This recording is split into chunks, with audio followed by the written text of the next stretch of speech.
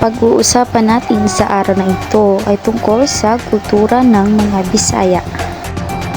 Ang mga Bisaya ay isang multilingual na pangkat-etnikong Pilipino, pangunahin na naninirahan sa Kabisayaan, mga timugang kapuluan ng Luzon at maraming bahagi ng Mindanao. Sila ang pinakamalaking pangkat etniko sa paghahating geographical ng bansa kung ituturing bilang iisang pangkat na bumibilang ng halos 33.5 milyon. Tumutukoy ang Kabisayaan o Cebuano Kabisayan sa mga Bisaya bilang isang pangkat at ang kanilang mga tinatahan ng kapuluan mula noong sinaunang Panginoon. Karaniwang ginagamit ang isina Ingles na salitang Visayas o mula sa isina Kastilang Visayas upang tumukoy sa ikalawa sa mga ito. Sa Hilagang Mindanao, tinutukoy rin ang mga Bisaya o kapwa katutubo sa Mindanao at Dayuhan ng mga lumad bilang dumagat o taong dagat na hindi dapat ipagkamali sa dumagat eta. Ito ay upang mabukod ang mga Bisayang nakatira sa baybayin sa mga lumad ng mga panloob na paltok at latian. Ang pangunahing pamumuhay ng mga Bisaya ay ang pangingisda, pagsasaka, at pangunguha ng mga kopra.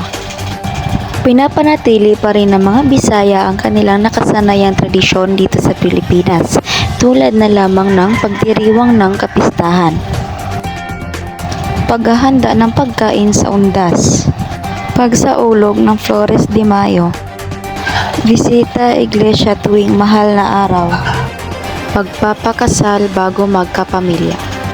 Ang mga Bisaya ay may tatlong dialektong ginagamit. Ito ay ang Hiligaynon ng Kanlurang Kabisayaan, Bisaya ng Gitnang Kabisayaan at Waray ng Silangang Kabisayaan.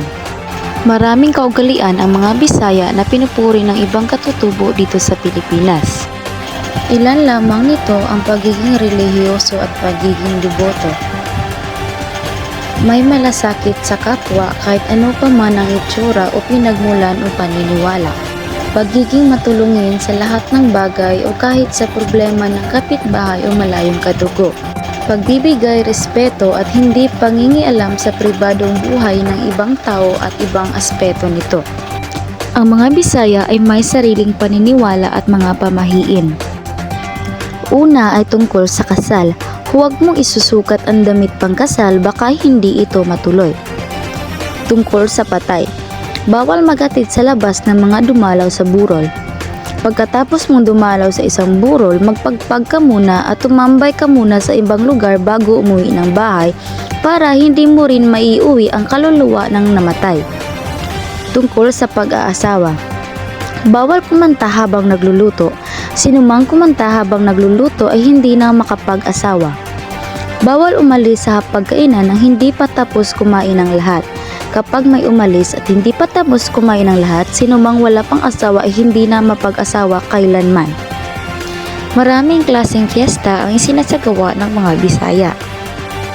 Una ay ang Pista ng Pintados o tinatawag ding Pista ng Pintados Kasadyaan ay isang masayang pagdiriwang na tumatagal ng isang buwan kung kailan din ginaganap ang Leyte Kasadyaan Festival of Festivals, ang Pistados Festival Ritual Dance Presentation at ang Pagrayak Grand Parade. Ang mga pagdiriwang ito ay sinasabing nagmula sa pesta ni Señor Santo Niño tuwing ika-29 ng Hunyo.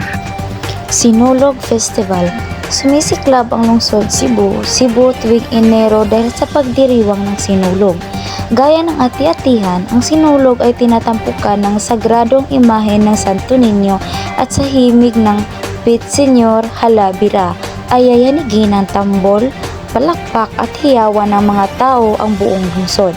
Ang sinulog ay binubuo ng halos isang buwan na paggunita sa mahal na patron ng mga Cebuano at kabilang dito ang Sinulog Bazaar, ang Timpalak Sinulog, ang sining at pangkultura. Binagyang Festival. Ito ay isang relihiyoso at kultural na pagdiriwang na ginaganap sa lungsod ng Iloilo tuwing ikatlong linggo ng Enero o pagkatapos ng sinulog sa Cebu at ati-atian sa Aklan. Ginagawa ito bilang pagdiriwang sa pista ng Santo Niño at para na rin sa pagdating ng mga malay sa panay na nagdala ng ita sa lugar.